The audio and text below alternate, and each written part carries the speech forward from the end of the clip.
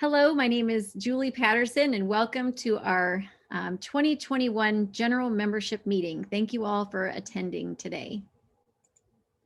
First, I'd like to start out with a bit of a presidential message. My name is Julie Patterson, as you know, and I've had the great honor of serving as your 2020-2021 president. As I look back on the events of last year, I can't help but take a moment to acknowledge all that has happened. I recall in March of last year hearing a public health expert on the radio say that we were about to experience a tremendous disruption to life as we knew it. While I knew challenges were ahead, I did not know the extent to which we'd be impacted by the pandemic. I know many of our IA&D members faced financial pressures with changes to employment status or navigating uncharted territory with adjusting to homeschooling children while balancing work and life responsibilities. Then in May of last year, the tragic death of George Floyd sparked the Black Lives Matter movement. This movement has forced difficult conversations, and for me as your leader has challenged me to consider how we can do better to promote diversity and inclusion within our profession. With that said, we as an organization were fortunate to have Tina Lamb step up as your diversity liaison to address ways in which we can better increase representation within our field through outreach and mentorship. She has done an extraordinary job creating what is now the largest committee within our organization. I will share more highlights of their work later on in this presentation. While we forged ahead as an association and adapted to new life in a virtual space, it became obvious that we needed to make an investment in our virtual infrastructure. We put a ton of time into investigating solutions, and as an executive team, voted on MemberClicks, which is association management software. We engaged in a contract with MemberClicks for their services and are now using them for our website and their learning management system, where you will find our professional development webinars along with your presentation today. While we pushed into the fall and winter months, we were faced with new uncertainties as COVID-19 numbers began to rise, and we were told by public health experts once again that we'd be facing a dark winter. The rise in COVID-19 cases and deaths were also a reminder of the health inequities that our country faces, with African Americans and Hispanic individuals bearing the greatest burden of this virus. For many, 2020 and 2021 has been an incredibly challenging year personally and professionally. It has not only been a year where we've been reminded of the true meaning of life, which for me is not about how much money I make at my job, but about the health and the value that I have in family and friendships. It has allowed me this last year to spend a little bit more time with my kids and my husband, which I have enjoyed tremendously. It has forced us to take a step back and slow down as a family, as many of our activities were canceled. A few weeks ago, my kids were finally able to start school again. And while it was such a joyous day, I'm confident that after this last year, my kids will never again take school for granted, as will I'll never take school for granted again. While I thought the kids would have a difficult time returning to school with the mask on, what I learned is that they were so incredibly excited to reconnect with their teachers and friends that if I had told them that they needed to wear a hazmat uniform to school, they would have done so with pride if it meant that they could go back to school versus e-learning. On another positive note, I am now fully vaccinated and look forward to the opportunity to reconnect with friends and colleagues and students in live spaces. Now I'd like to transition into our membership meeting to share with you all that the organization has accomplished this year.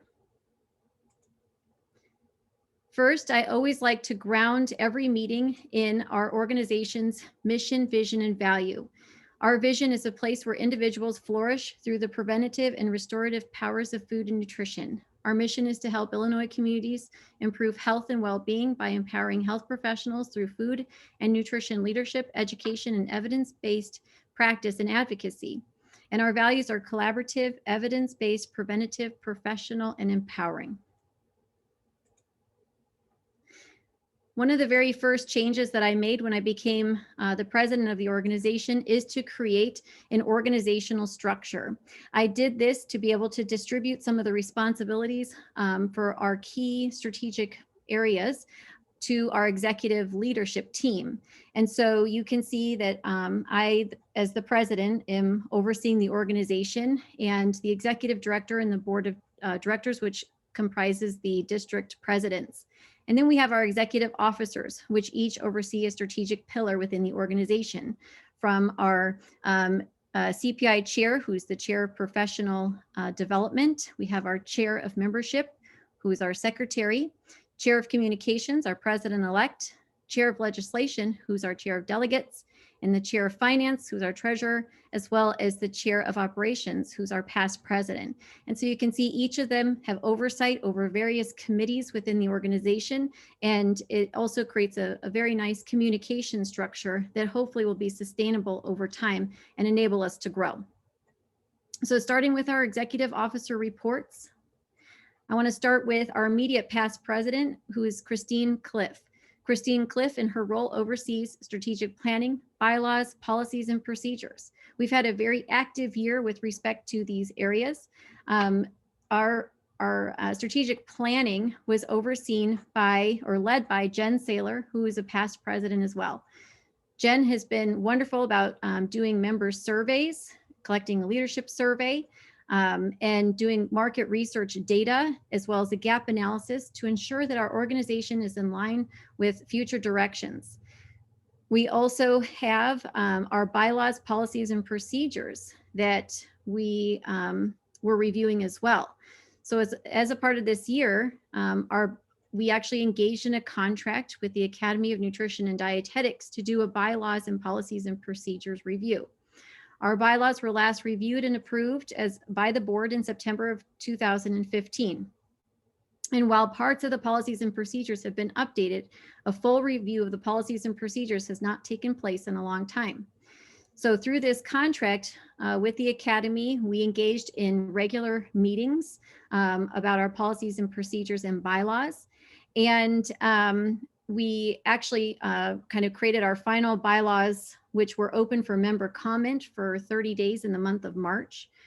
We have actually now incorporated the member feedback that we received through that open member comment period into the revised bylaws, which will now be voted on by the board.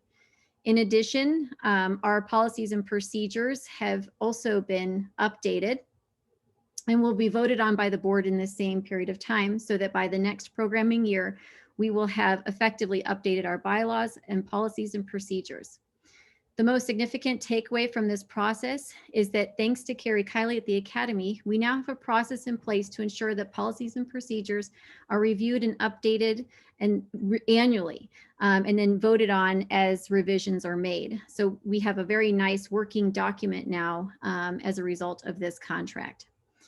So more to come on those policies, but we are close to being on the finish line. Thank you very much, Christine, for overseeing these areas. With respect to our president-elect report, we have our president-elect, Sarah Umfleet. Sarah oversees social media, publications, marketing, and the website. I am so proud of all the work that Sarah has done this year with the website. It was a huge ask to be able to put somebody in charge of this particular initiative, and she has owned it and gone above and beyond in terms of the number of hours and dedication that she's put into making our new site. So I'd like to share with you a little clip of our new site. So here is the landing page that I'm sure many of you visited to register for this meeting. And I hope that you notice that it is very user-friendly and is chocked full of information.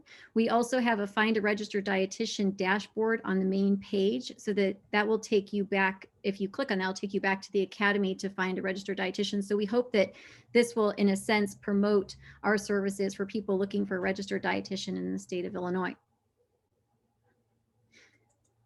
In addition, I hope you notice that there's a very nice user-friendly member landing page, and the member landing page is updated with information that's relevant to each membership type and each group type. So depending on if you're on a committee or a board, you might have access to different information. So this is just a clip of what my membership dashboard looks like.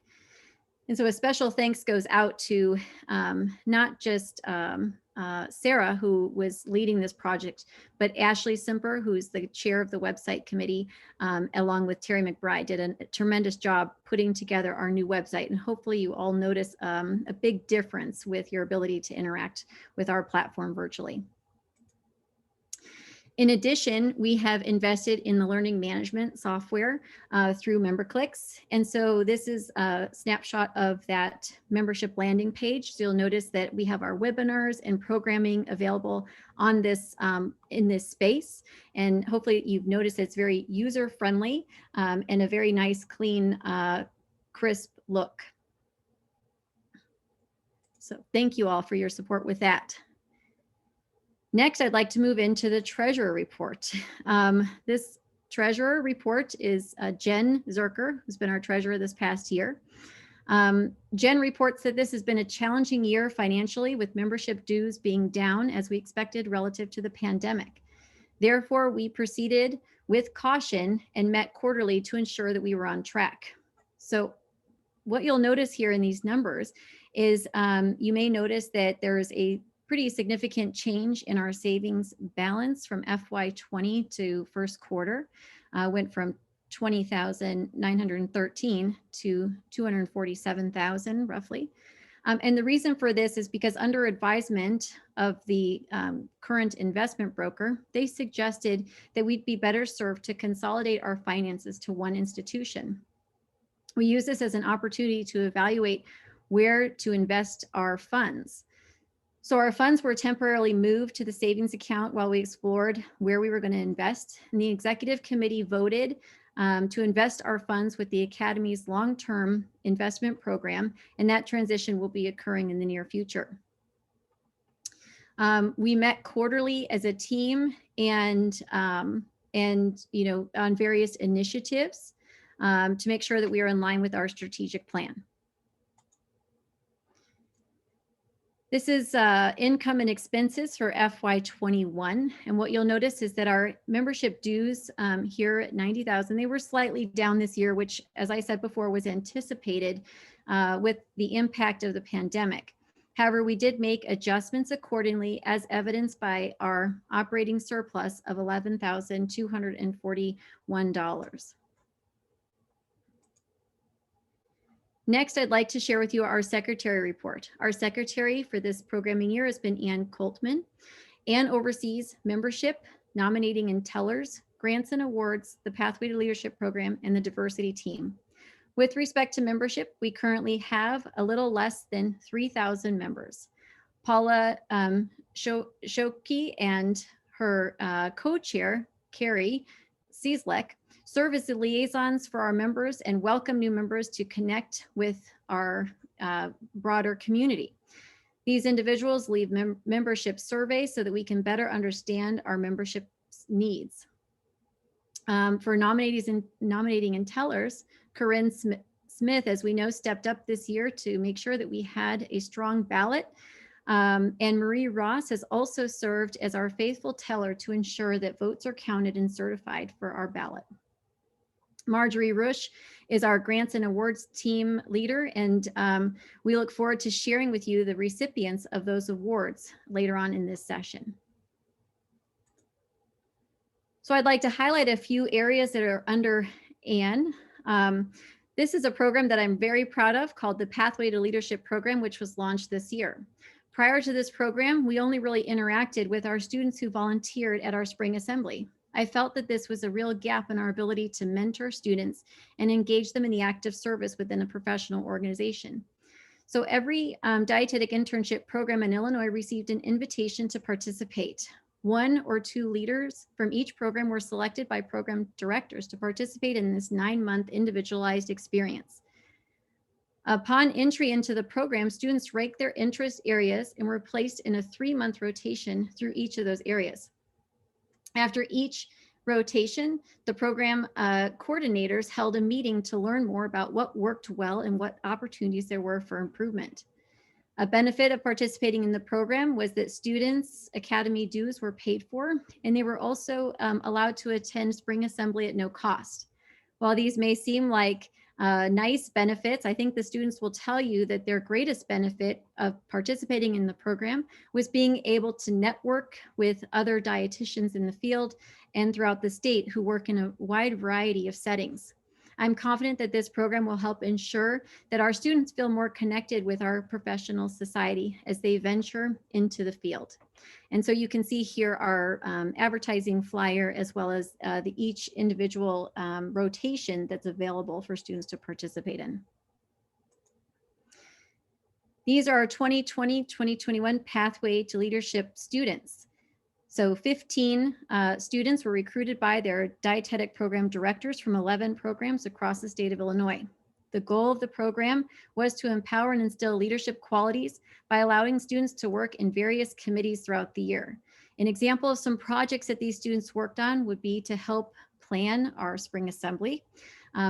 They actually assisted in writing the diversity grant, created web pages and content for the website, developed fundraising plans, created media pitches and social media posts, participated in organizational development and planning.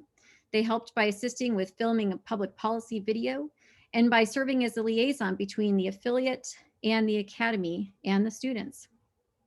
These students have been incredible to work with. Their ideas and contributions this year have surpassed all expectations. While they came into this program with a little, we were all a little unsure about their role. What we learned is that we gelled over time and have really created a very wonderful program for students to participate in. Each student will receive a certificate of completion and be recognized for their contributions this year. I look forward to seeing each of them continue to grow as leaders in the organization through the districts, the state, and eventually the dietetic practice groups and the academy. I believe this benchmark program will be sort of the highlight of my service as president, and I'm super grateful for Ashley Simper and Lori Granish, who stepped up to lead this program. In the future years, I would like to see that our students within this program are connected with the Student Dietetic Association leaders as a way for them to serve as mentors for undergraduate students that are also pursuing grad school and dietetic internship programs. So I do believe there's still room for growth within this program, but I'm excited for everything that it has become this year. Next, I'd like to highlight the work that Tina Lamb did as the Diversity Committee Liaison. Tina Lamb and her team have transformed the face of the Diversity and Inclusion Committee within the Illinois Academy of Nutrition and Dietetics. This group completed incredible work engaging the MIGs, districts, and other groups in unique and exciting ways to broaden the scope of IA&D work and ensure diversity and inclusion knowledge is shared with our members, as well as to ensure groups are represented and thoughtfully considered in decision-making process throughout the organization. On the website, they created an MIG student member spotlight section.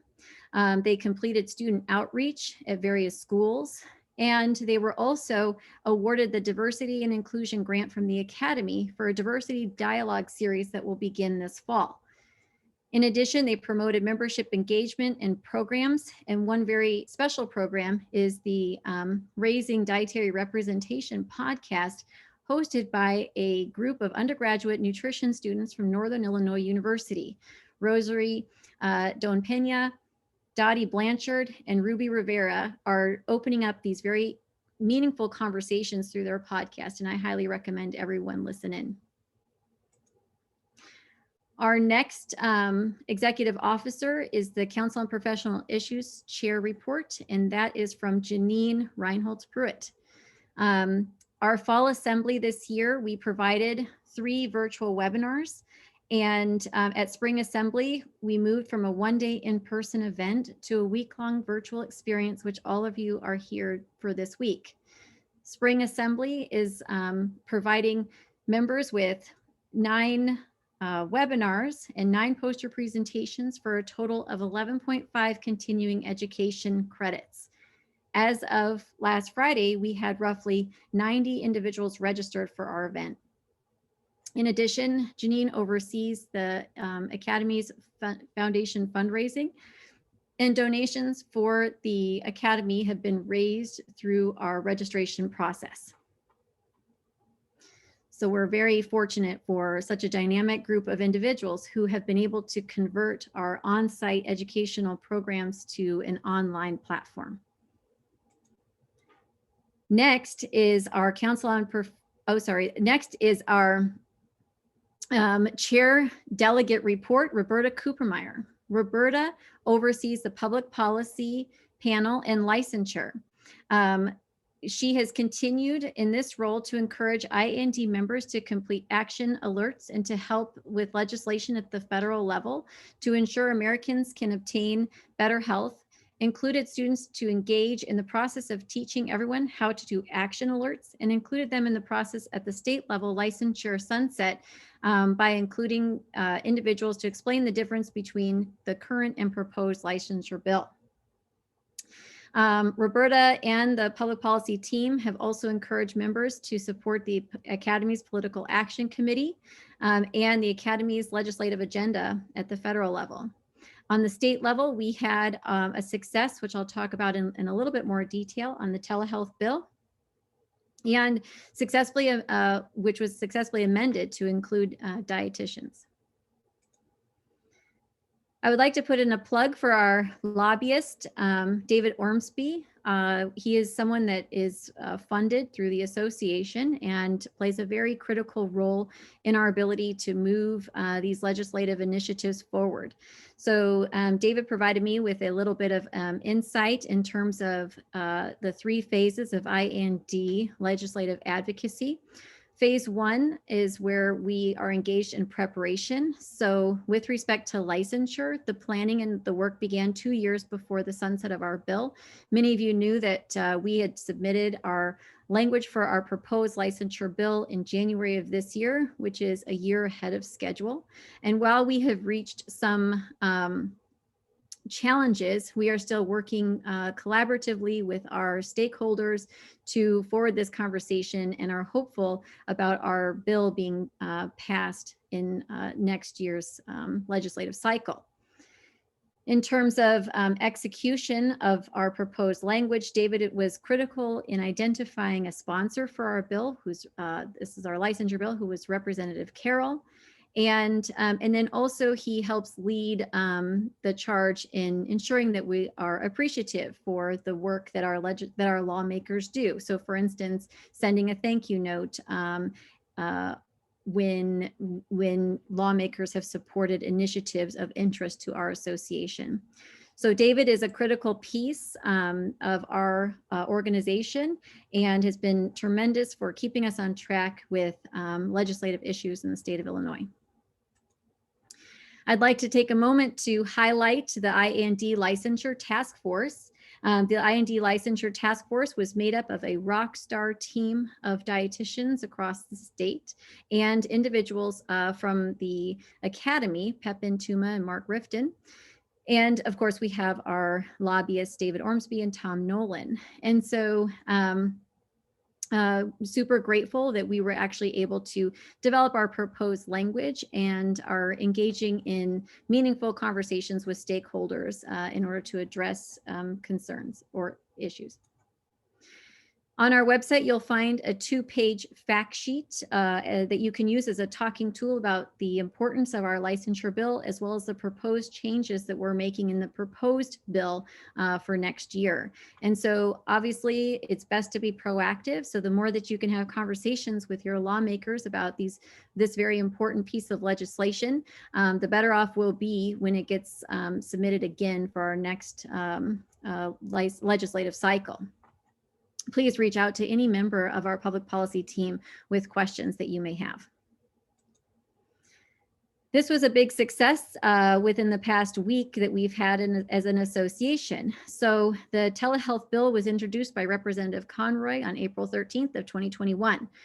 Many of you may know that dietitians were not included in this original bill, and this was because we were not included in the governor's executive order for telehealth that was issued back in March of 2020.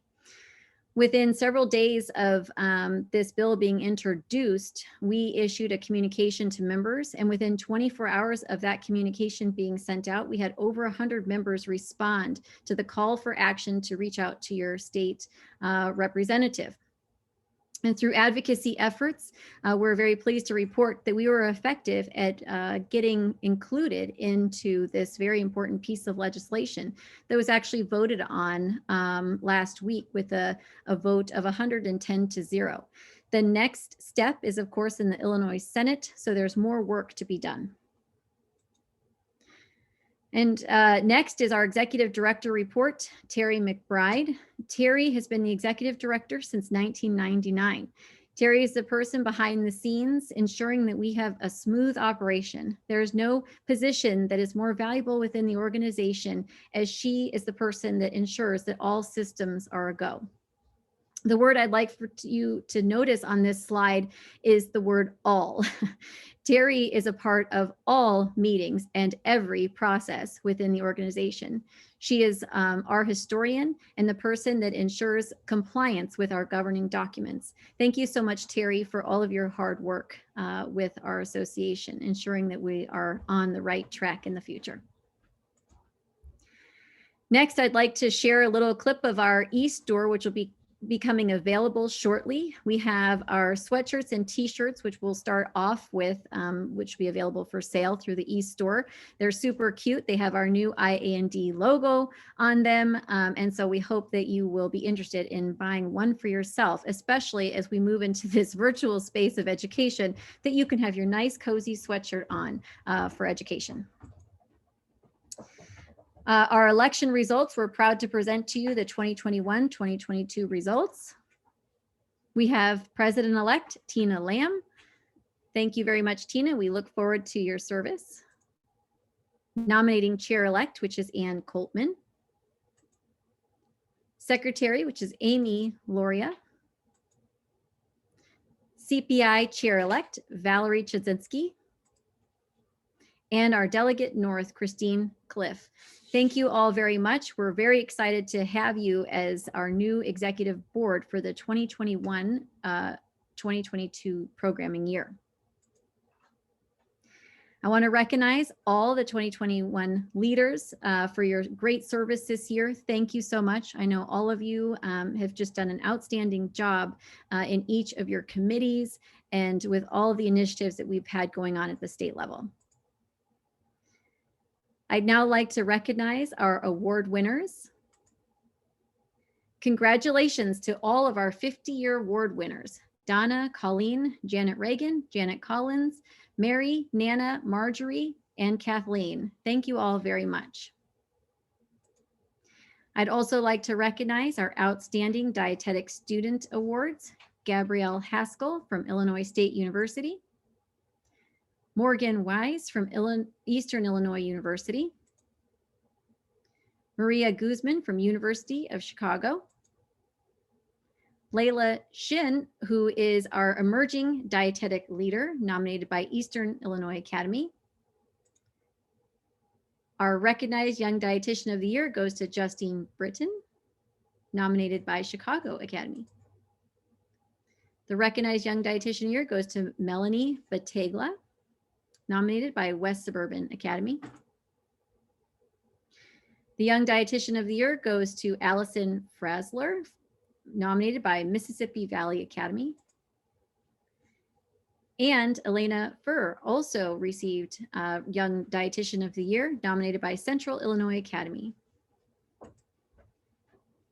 Finally, Outstanding Dietitian of the Year goes to Christine Cliff, who is nominated by West Suburban Academy. Thank you so much, Christine, for all of your service, and congratulations on your award. Next, we would like to recognize a few of our Pathway to Leadership Award winners. First, Erin Bannister received the Presidential Award, and she is from Northern Illinois University. And the Above and Beyond Award goes to Jessica Picone, who's from Rush University Medical Center. Congratulations to our Pathway students and to all of our award winners. We shared with you each of their stories in a video that's available on the website, so you can learn a little bit more about them and their nominations and award winner, a little bit more about them as the award winners. So thank you very much. I would encourage you to watch that video. Finally, I'd like to pass the gavel to our future president, Sarah Umfleet. So this is a picture that we took a few weeks ago to symbolize the passing of the gavel, which we wish we could do in person with you, but we were happy to meet to have this photo for this presentation today. Finally, thank you all for your time and attention. I have so enjoyed being your president for this programming year. Lots of thanks goes out to everyone that made this year so successful despite all of our challenges. We have, in my opinion, become a stronger organization, and I look forward to seeing the future under the leadership of the new executive officers. So thank you very much, and I hope everyone enjoys the week.